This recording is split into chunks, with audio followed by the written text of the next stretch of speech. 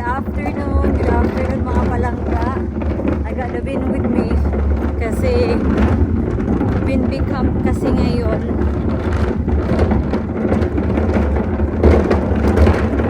So ngayon ako nakapag-vlog kasi kanina wala namang talagang ganap. Hi!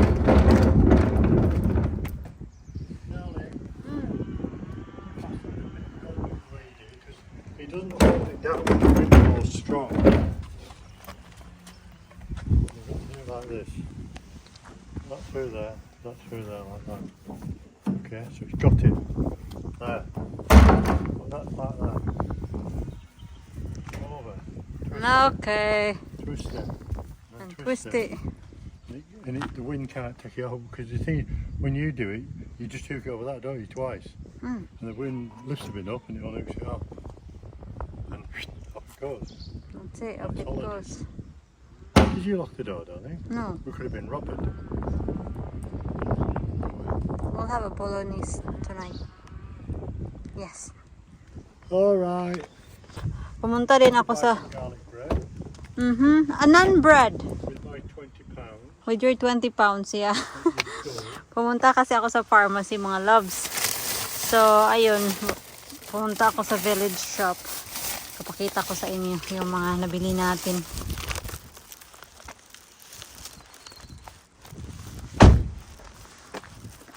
So, kaninang umaga talaga, ang lakas-lakas ng ulan.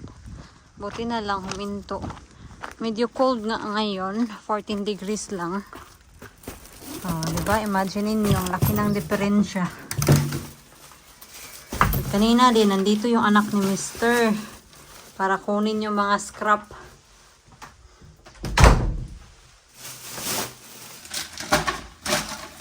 Mushroom. Nakakita ako ng Swedish meatball sa village shop, mga loves. Pero ganito siya, oh. Yan, tagwa 1 pound. Sabi pa rin dito, Swedish style meatballs. So, gusto ko siyang itry para isahog ko sa ating bolognese. And then, 3-in-1, dalawa. And then, sauce. First time ko itong itry itong chunky mushroom na sauce. Yan. Kasi, normally, yung ginagamit ko na sauce is yung plain na bolognese sauce lang ba. And then, naan bread. Hopefully, masarap to. Ang question mga palangga, kung meron ba tayong pasta. I'm pretty sure meron tayong macaroni, pero yung pasta na spaghetti, parang wala. Ay, ano ba naman to mga loves? Daldal ako ng daldal kanina. Nakita ko to sa inyo yung pasta ko. Eh, hindi pala naka-record. So anyway, meron tayong pasta. Pero, yung pasta na meron tayo is yung penny. Hindi yung spaghetti. So, meron kaming spaghetti. Pero, ito siya. Yung whole wheat na spaghetti. Yan. Double check ko lang ha. Yan, naka-record. So, whole wheat siya na pasta. Yung spaghetti na to. And, hindi naman masyadong maraming mga loves. Kaunti lang. For one person lang na portion to. And hindi to bet ni Mr. kasi sobrang healthy daw yung whole wheat. So, para sa akin, wala naman akong pili. Mas pipiliin ko pa nga yung whole wheat na spaghetti kasi mas healthy talaga siya. Pero pag kami pasta ni Mr., yung normal talaga na pasta. So, last time kasi, nung bumili kami ng pasta, yung type ng pasta na binili namin is tagliatelle. So, when I was in the village shop, I was contemplating myself. Sabi ko sarili ko, meron ba kaming pasta? Meron ba kaming pasta na spaghetti? Wala nga. Pero anyway, meron tayong penny. So, that should be fine. So, anyway mga loves, supposedly, meron akong duty ngayon. Pero, nag-off sick talaga ako tinawagan ko yung department yesterday kasi yesterday talaga I was not feeling well mga palangga. Hindi ko talaga kaya yung sarili ko. Kasi nagtatai din talaga ako yesterday. And ano ba? Hindi siya sickness o diarrhea ha. Yung kinain ko lang, hindi talaga siya nag-agree sa akin. So, wala talaga akong energy yesterday. So, sabi ko sa sarili ko, I think kailangan ko mag-off sick. Kasi meron akong duty tomorrow, which is today. Tawagan ko yung department. So, this morning, I woke up early kasi nasanay na yung body ko na mag-wake up ng ganitong time, 6 o'clock. So, I was there thinking, okay na naman ako. Gusto ko sanang tawagan yung department. Sasabihin ko na, pwede ba ako mag-duty ngayon? Pero, sabi ko din sa sarili ko, parang ewan naman na tinawagan ko nga sila kahapon kasi hindi maganda yung pakiramdam ko at ngayon sasabihin ko na okay na yung pakiramdam ko.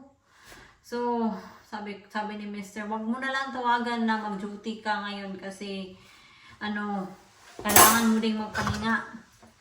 So, nakakapanghinayang lang mga palangga ba kasi itong time na to, 12 hours to na duty. And so, meaning, kailangan ko tong i-make up na time. So, kinunta ko yung student contact namin. Nakakapanghinayang ng mga palangga ba kasi itong sickness na to, itong 12 hours na to, kailangan ko siyang i-make up. So, hindi naman tinawagan, but in-email ko yung person of student contact namin na pwede ba na akong bigyan ng extra shift to make up these hours. Hindi naman nag-reply. So sila dito, meron silang talaga designated person sa mga student kung sino yung i-contact para siya yung mag-organize sa mga shift ng mga student. Sila yung tatanong sa mga student kung okay lang ba. Hindi sila FEF. They're still working in that department pero sila yung parang kinukontak mo talaga ba kung meron kang problema sa department. Pero yun na nga, hindi siya nag-reply. So, probably when I go back to my duty, mag-try ako manghingi sa manager kung wala siya sa chef na yun.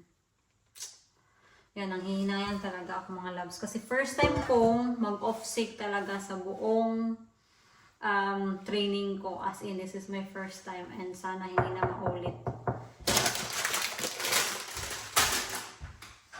Nagigilty ako in a way kasi genuine naman talaga na as in talaga yesterday yung katawan ko parang wala talaga, parang I was just in bed all day yesterday and ngayon parang okay na naman ako. Ay, nako mga loves.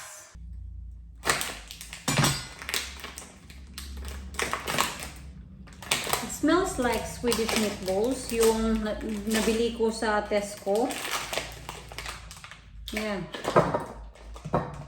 And sabi dito na same siya ng amoy sa Swedish meatballs na nabili ko sa Tesco. Initially, same siya. Pag open mo talaga sa packaging, same. But now, parang hindi na. Ewan ko lang. Parang nag-iba ata. I know it says na ilagay ko siya sa microwave. But hindi ko siya ilalagay sa microwave. Ilalagay ko siya sa oven. Kasi gagamitin ko naman yung oven. And dahil naka-defrost na to, so, mga 5 minutes lang.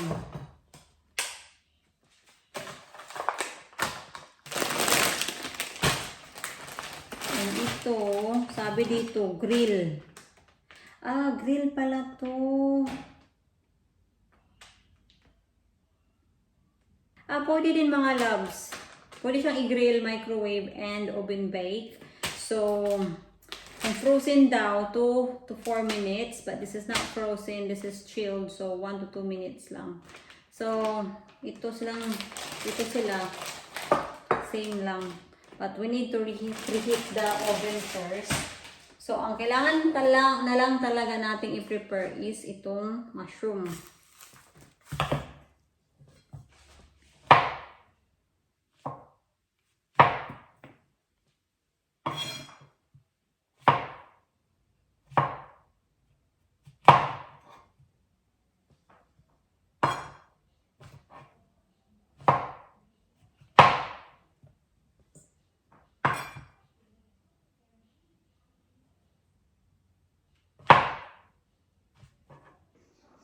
Ito na yung naan bread natin. And then, there you go. They're all ready.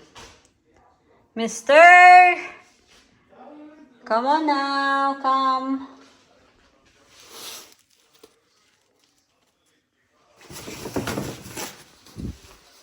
Maglagay tayo ng blue paper.